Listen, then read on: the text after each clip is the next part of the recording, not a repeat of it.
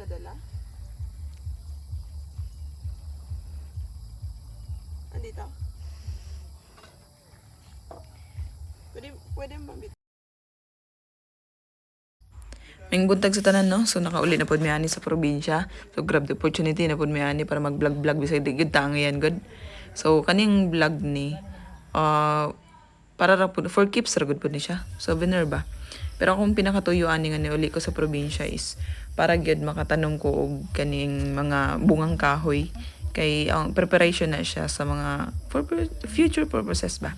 Nga, in case nga, makauliin ta sa probinsya, mag-settle down, di agato ang mga gipananom nga mga kahoy-kahoy dagko na, di ba?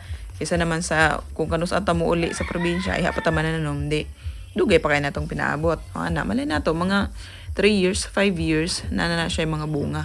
Oh, di nato hibala ng panahon. Pas kay na basta di nato una-unaon. So kani siyang ako ang gipang tamnan. Nagtanom na pud ko ani diri sa una atong last uli na mo murag August man dagway ito. August tong last namong uli. So, ang akong gitanom kaning igkalamatay na, mangustin, tulo to siya, na rambutan pod og napoy lansones. Ang rambutan og lansones kay maayo man to siya nga pagkapunla. So, buhi-buhi na. Ang kato siyang mangustin, murag igkalamatay na gyud pero murag na atoy duha ka udlot nga bagong dahon na udlot nga ni tuybo. So, basig mabuhi ra na siya. Muna ako na siyang butang agtuko. So, karon kadang wala pa mi nakauli, paingon pa lang mi muuli. Nag-order na ko daan, gikuha na ko tong number sa ako ang orderanan. So nag-order ko og kanang tulo ka bungang kahoy. Bayabas, apple guava daw to siya. Kani apple guava. Kani murag ni action pa ko og kaguol ani kay murag na overpricing man kay ning pag baligya ani sa ako agon. Ambot kay tung una, okay ra, murag reasonable ra. Karon kay murag ni mahal man iya ang presyo. Pero sige na lang, at least na atay nakuhang bungang kahoy. So, kana siya tulo na sila, guava, apple o sa patong isa. Mangga, duha ka mangga, Indian mango. Ang katong isa, mo ito akong gipalit. Ang isa libre na daw to. Kay murag wa mo to pagkadimao tong ilang pagka pulibag ato kay murag tahop-tahop man to sa panit sa kuan ba, panit sa humay ang gigamit. So natangtang nga dili siya ingon ana ba nga kapit kayo ang mga yuta. So mangga sa pag ito isa avocado, avocado kay paborito na ako tong avocado. Unya ako ang ipakita tanan to ako ang mga gipananom. So anang tungura nagtanom ko ana nisip ko yaw-yaw kay gareklamo lagi ko sa presyo kay ambot murag gimahalan ra gyud ko. Basta gimahalan ko para na ako mahal ha. Kay syempre tiperon kay kung pagkatao kay syempre gamara gud tag sweldo. Para sa ako ang mga butang-butang mahal na gyud. Pero kana siya wala presyo ana 380 mong gimahalan ko kay kataw ko ang napalitong sa diha rambutan nga maayo pud ang iya ang pagkapunla 250 ra. Then karon kini mahal naman siya 380. Ingon pag siya nga pagpangutanan ako og pila ang presyo. Kung siya nga, napawila yung paliton, balik lang mo niya. Okay, naglibog pa daw ito siya kung saan yung compute. Sa pagkaugma, napaingon niya na mga ligo og dagat kay kana ko ang kauban. Pagsigigid na siya og panghagat og ligo og dagat basta naami sa probinsya. Basta makauli mi, lamin ang bagay pag kay humul-humul sa dagat. Mura kag ma-refresh ba. Aside sa manlagkit ka, mura pag nakay-healing, inner peace, charot. Nakay-healing sa imo ang lawas pagka naghulom-hulom ka sa dagat. Lahi ra gyud pagka tubig nga tabang ano. Indot pa jud kay kita pa ang tumoy sa mayon. So perteng pagkalingaw sa bayo. Lutaw-lutaw pa. Rolling in the sea, laughing. So ROFL, rolling on the floor, on the scene noon. So pagkasunod ugma, wa namin nga ligo og dagat kana akong kauban niya nagmugot nagikana siya kay gusto na pud maligo og dagat niya ako kay di man gyud ko mahamutang kay gusto lagi na ako hawanan to ako ang mga pananom kay basta niya sa sunod balik na mo madugayan may mga pila ka bulan pa may makabalik wa nagikapyutan pud siya og mga kamote O di luoy na kay siya. Basig dili niya siya mabuhi labi na tong isang ikalamatay ng mangustin. So kung napansin niyo nun, daghan siya og mga kamote tops din ha. So gipasagdan na po na ako na siya na ay nananghi din ha nga magtanam lagi daw ko no. Sagdan na po na ako siya kay yawat na lang kung matamnan man good yung ana nga napuno siya og kamote. Dili siya matubuan og katong mga sagbot nga lisod tangtangon. Whereas kung puro siya kamote, pagkalimpyo ana niya, imo ra tong pangbirahon toy ang mga mga crops. Ito, sa tawag ani kini murag mga baging-baging ba. Dali ra siya malimpyuhan kay nga ana. Ako na siyang giasadol pero limpyo na kay siya tan-awon. Ang ako mga panglimpyuhan din na kana ra pong na mga tanam tulad ng mga tanglad. Kana siya nga tanglad gitanom na ako na atong mga 2 months ago. So yung ana pa siya yung iya ang gitubo.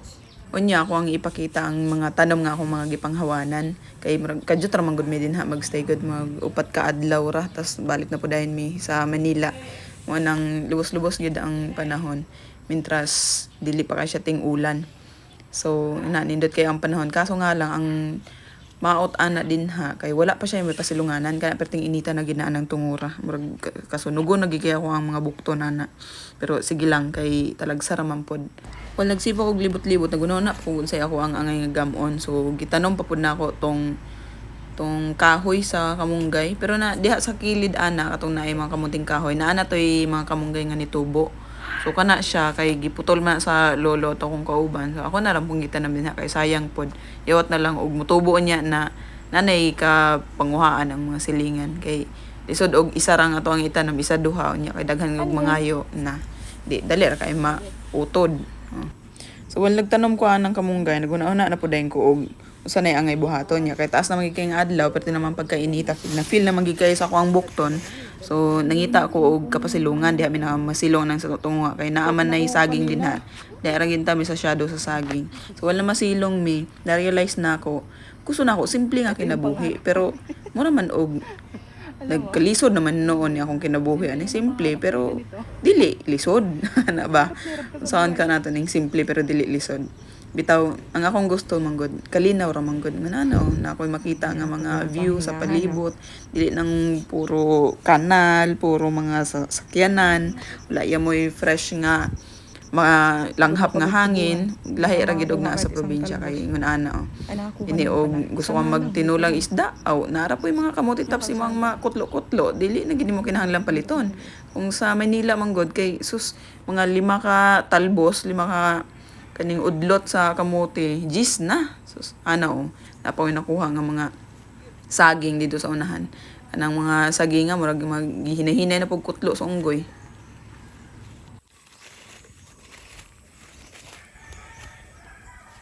Kilagot na ng unggoy.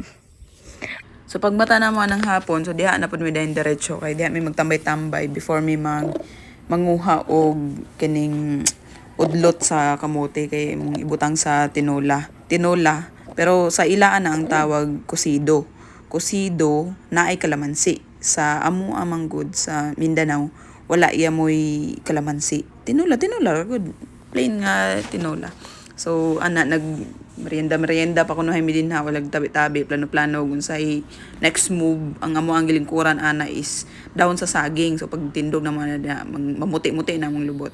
So kaning isa bisag dili siya ganahan nakapugos gid siya panguha og kuan pero gidalaan nako siya kutsilyo aron dili na niya kusion ang kuan udlot napugos siya panguha di ako siya daghan niya makuha din ha. So well nanguha na siya ako po ng video-videohan ang ako ang magipanglimpyuhan ganiha kay ako lagi daw ko na i-feature. Ito yung kakatanim ko lang. Guava apple daw yan. Apple guava.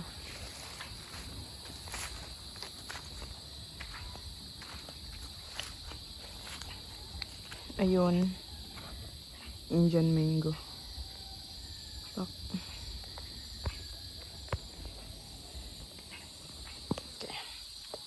Ito.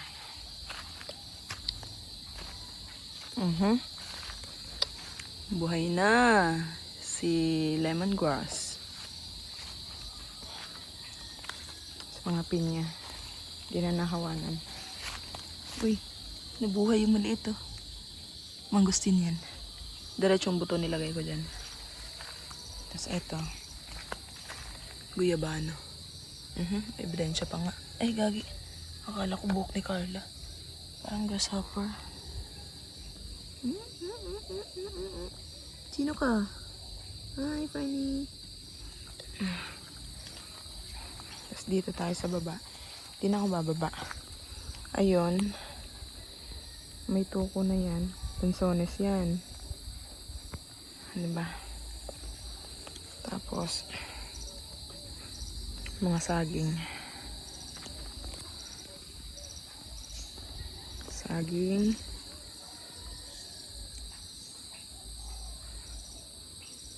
Buko. Marami pang mga saging dun. Palubog na pala yung araw. Ayun. Ayun yung isa nakaupo na. Tinatamad na naman.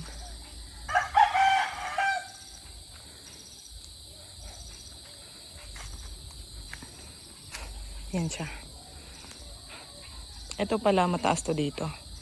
Tapos bababa ka dyan. Dyan sa area na yan. Bala kong ilagay yung maglagay ng babuyan. Yut. Ay, sorry. Babuyan. Tapos, ito, tong area na to. Yan. Babuyan. Tapos dito banda, yan. Ganyan. Hanggang doon sa may kawayan. Doon. Sapa na yan. Paikot yan dito. Sapa. Yung muhon nito hanggang doon. Sapa. Ito may nagtanim dito eh. Yan, mga kamuting kahoy. Tsaka kamote. Ito, isa pang puno. Kakatanim ko lang din ito. Ano yan? Avocado. Paborito ko kasi avocado. Tsaka gagawa ko ng avocado oil. Ibang galing ko. Ilang taon. Ano natin? Agoy. Itong mangustin ko nag-aagaw buhay. Ay, ayun, may bagong dahon. Mabubuhay yan.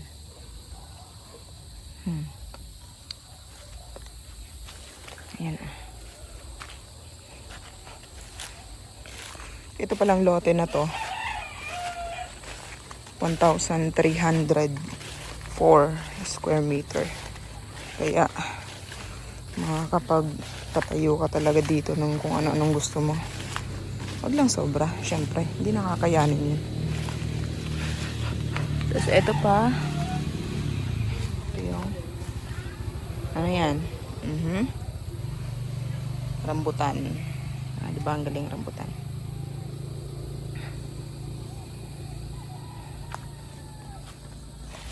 Dito.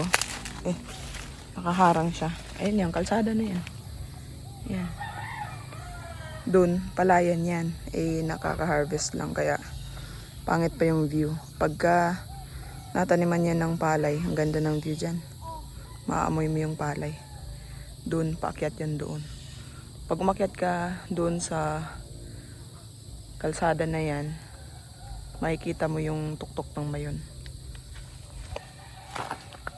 Dito ko balak magpatayo ng pahingahan. Pahingahan lang muna. Kasi magpapabakod tayo para may masilungan pag tag-init. Pag mainit na, mataas na araw. Tulad kanina ang init.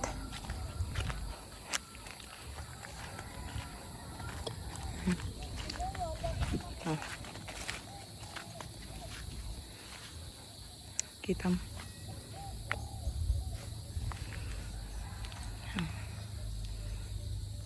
Malawak-lawak na din siya kahit paano.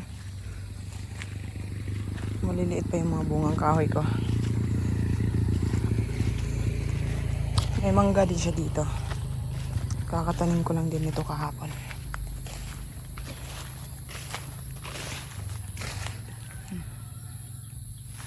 Diba? So, uwian na. At hiniram lang po namin tong motor namin. Hi! Paano mo nilagay? Binalot ko ng saging. So pagkaugma, as usual, ligo na po dagat. Pagka na magligo nagdagat, pagkahapon, prepare na po kay ma-birthday na po may ana may anak sa venue sa birthday.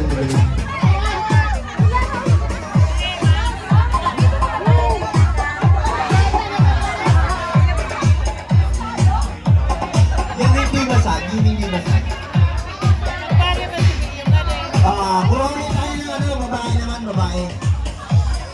Video ko. Wala naman yung minibasag. Dagdagan natin yung... Si May na may birthday.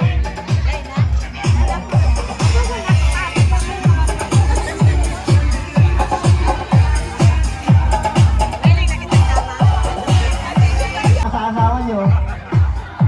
Oh, isa, dalawa, tatlo.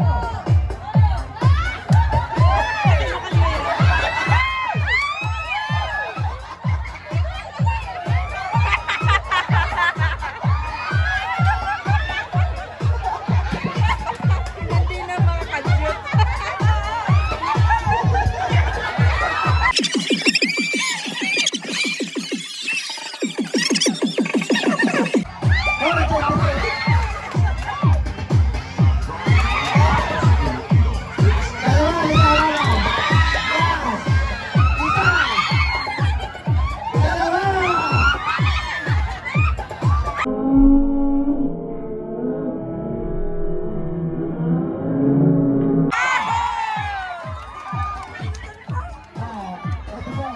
Sana kita ang ulusan palalagan niya pa papas na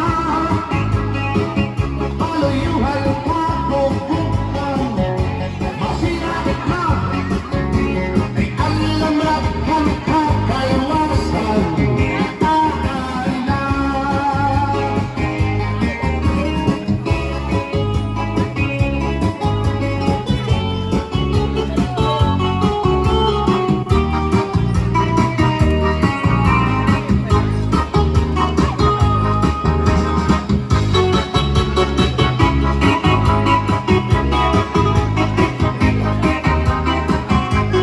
Perting lingawa sa mga tao sa baile gabi eh. So, kanadlaw manguli na may anak pa uli na may og kaning Maynila. So, kana akong kauban di gina siya mahamutang og dili siya makakuha ng mga kalamansi.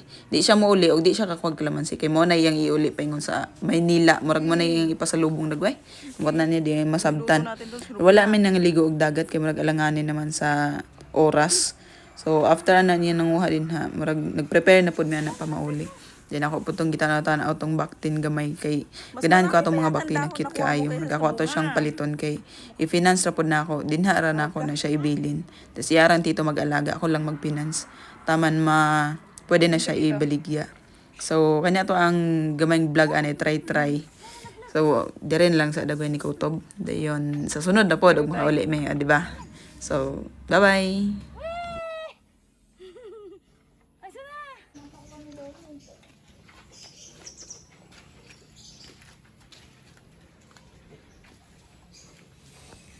Hi. Dede pa kayo? Dalakan nyo na nga eh. Dede pa kayo. Mami, huwag kang bumangon. Ay, sorry.